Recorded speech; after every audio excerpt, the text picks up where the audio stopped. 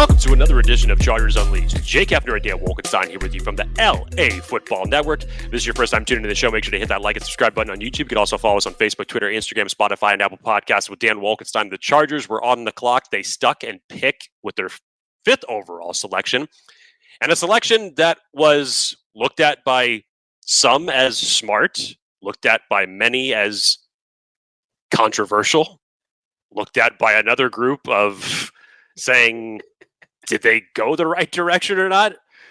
In short, the selection of Joe Alt, the Notre Dame offensive tackle, has been looked at with mixed results. And of course, through all of the fire now starting to kind of dull after day one and try to take measure of everything that ended up taking place yesterday, Dan and I obviously wanted to come on here, give our quick reactions to everything that took place on day one in general and where the Chargers are going to be going from here as it relates to day 2, day 3, what their best options are. And for those of you who are tuning on to ESPN today, thank you so much for joining. Really appreciate it. Daiyan Wolkenstein, you've had a night to sleep on it, as have I. How are you feeling? You know, I tried to warn Chargers fans. And here we are. You talk about bracing for impact. You talk about like the idea of, building this team for Justin Herbert, specifically to protect him, to enable him to win more games and this team to win more. But everyone gets enamored by like the sexy, the sizzle. Myself included. I was clamoring for Malik Neighbors. But Jim Harbaugh and Joe Ortiz have told us how they felt for months, and most just refused to listen, even though folks thought that wide receiver was important.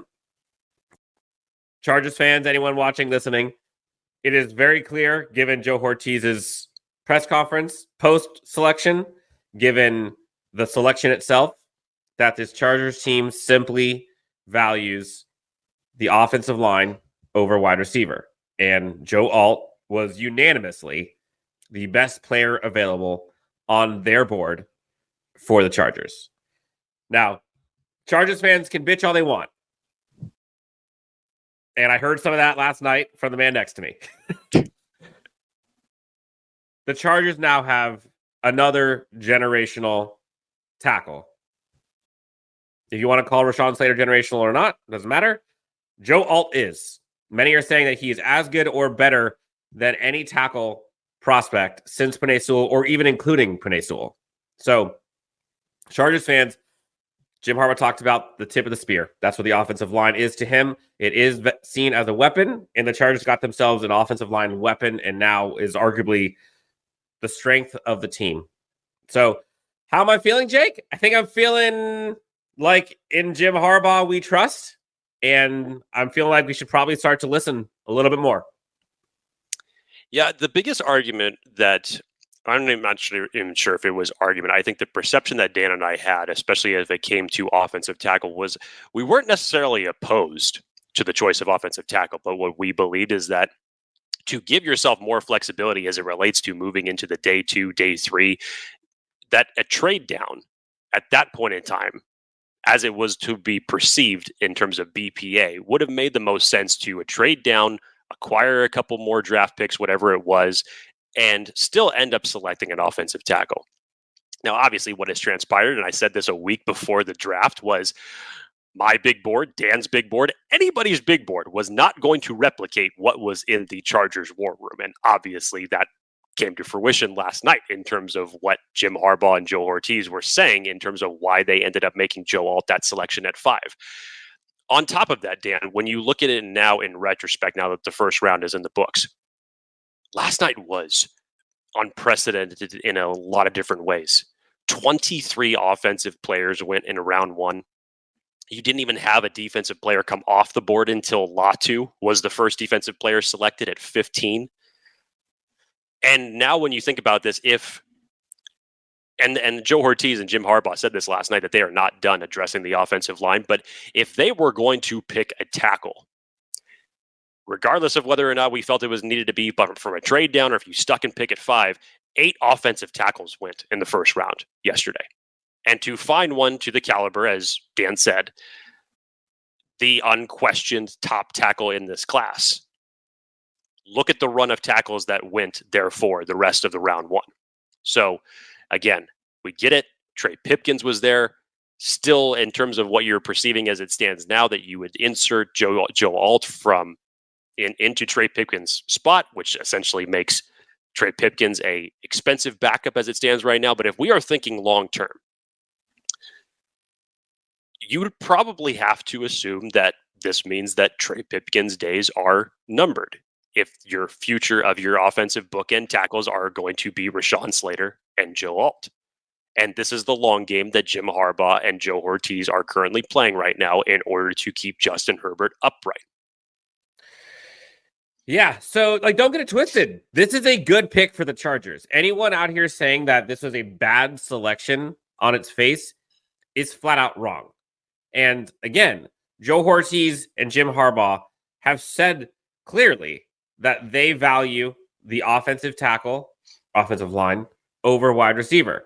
Joe Ortiz was asked about kind of the BPA thing, and Jim Harbaugh and Joe Ortiz alluded to the fact that he was unanimously their best player available for the Chargers when they selected. Now, best player available asterisk for the Chargers, a little different, but I think it's still best player available. But here's the thing. A telling quote from last night's press conference from Joe Ortiz. This is a quote. You talk about the value of each position, the value of the players, and what you see higher. The whys and the hows, but it's a normal process for us. We talk about it, and then we stack them. It's that first part, Jake. You talk about the value of each position and the value of the players who you see higher. I think it's very clear that, in my opinion, it was probably Joe Alt, Malik Neighbors, Marvin Harrison Jr. were probably the top 3 of their stack in no foreseeable. And I'm assuming the order was Marvin Harrison, Joe Alt, Malik Neighbors. On its face, that is a reasonable best player available big board. That makes sense. So folks saying they didn't go no, they went BPA. You might not like what their BPA was, but they went BPA. The JC Latham smoke, different story. Very different story. And honestly, if I put my PR hat on for a second, Jake, sly move by the Chargers, possibly. Imagine them thinking, oh man, they're going to flame us if we go tackle. So what if we put out there something insane like JC Latham, where folks get really pissed, and then come back, actually get the tackle that's probably the better pick, who's BPA, and 1, smokescreen city, 2, Chargers fans are like, oh, okay, well, at least it's not JC Latham. Like, my goodness. Who knows? That smoke about JC Latham was wild. In a trade back scenario, made sense. But I'll admit it, I was temporarily crushed to see Malik Neighbors not just not selected by the Chargers, but then selected immediately following the Chargers. And that's because we've all talked about this, the importance and the need to revamp the Chargers wide receiver room. So I wanted Malik Neighbors. Everyone knows that. But I also understand this is Jim Harbaugh's team. This is Joe Ortiz's team. And they're going to do what they want. Fans be damned. And they're going to play a style of football that maybe I wouldn't play, but they're going to play it because they think it's the best opportunity to win football games. It's interesting you say that whole smokescreen, Dan, about JC Latham. Daniel Popper actually just dropped this tweet right now. It said, one other thought. Feels like JC Latham's smokescreen in the end was to convince other teams to not trade up for Joe Alt. Probably being the Titans in that circumstance, which of course ended up changing everything as it relates to what they ended up selecting.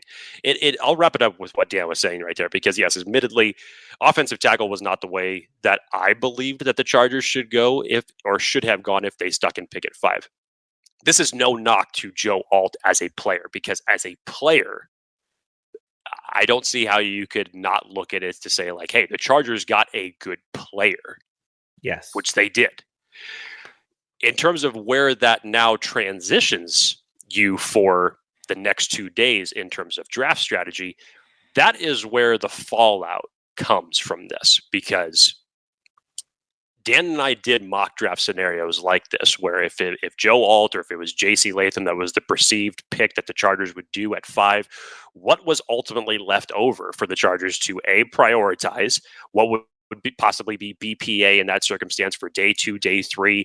Again, we've been talking trade down for God knows how long as it relates with the Chargers in this pick particularly. And now I feel like for 37, the way that the board has fallen has actually fallen into great favor to the Chargers, where in terms of certain wide receivers that are still on the board, in terms of players like Jerzon Newton, Cooper DeJean still being on the board. And again, the Chargers may totally go in another BPA scenario here. I don't think that any of us would have expected to see Cooper DeJean still being on the board at 37 today, if he still even lasts that long. There's a couple other wide receivers that number one, Buffalo is going to start today if they don't trade down again by going a wide receiver. You would expect New England with their second pick to go wide receiver here. So who knows what the board is going to ultimately shake out to be. But as I have said, the Chargers have to come out at day 2 with a corner. You have to do this in one form or fashion. But now you also have to prioritize wide receiver, because outside of Josh Palmer and Quentin Johnston, you're essentially throwing this ball to Dax Marius, Tricks, and Hinkle McCrinkleberry, and the Chargers have to find a way to. How are you going to work this draft board? Hell, I wouldn't. We also talked about the possibility that 37 might be the pick that the Chargers end up trading down from in the midst of all this. And really, it should be the strategy after sticking and picking an offensive tackle at 5 today. Yeah, I think given how this first round unfolded from both, I'll go 2 sides here so we can get into this specifically. Given how the Chargers selected round 1, to say that they need to target a wide receiver, I don't think is really true. Like, they talked about at the press conference that they, don't sleep on Quentin Johnston and Josh Palmer and Semi and Darius and all of them. Like, they might simply believe in them. And so, that's okay. The other side is, given how this team is, and the staff, I agree with you. They definitely need to target a corner. And the good news is, as day 1 ended and day 2 now begins, there are players that I think some Chargers fans had no belief that they were going to have a chance at 37, which may have been why wide receiver at 5 was so palpable. But now, there are some guys that you're like, holy smokes, they're still there. You mentioned Cooper DeJean. A.D. Mitchell for months, Jake, has been my dream if they could get him at 37. I thought there was no shot that he'd be there. Ladd McConkey's still there. Kool-Aid McKistry's still there. You got a whole bunch of Michigan dudes that are still there. You have the trade back options. You've got Roman Wilson. You've got so many guys. And then you look at the center position. Jake, you and I, we talked about Jackson Powers-Johnson. We talked about Zach Frazier. Nobody was dreaming that they could have them at 37. So many different scenarios that they can go to. So let's kind of get into this real quick, Jake. So if it was you, no, scratch that. Because we've done it for weeks of if it was you or I. And that's clearly not the scenario here. Let's put our Jim Harbaugh, Joe Ortiz hat on of what we know, what we heard yesterday, what we've heard for months. Okay. What do you foresee their day 2 strategy being realistically? I've been trying to really process this, honestly, because when you talk about, you mentioned JPJ and Zach Frazier being there at 37, could you imagine that the first 2 picks on the Chargers was offensive tackle and center? I mean, to me, that actually lines up with what they are going for here. And it probably in the bigger picture of things, if that ended up being your first 2 picks, from player-wise, especially if it was either JPJ or Zach Frazier, I would assume that would be a welcome thought. But when you look at it in the big picture of things, to say, okay, once again, who are you having defend in the secondary? Who are you going to be throwing the the ball to in this offense? That's what brings up questions in that regard. Cooper DeJean being here is extremely interesting. I would have to assume that you're going to be addressing the defensive side of the ball at some point today, especially with who could perceivably be on the board still at 37.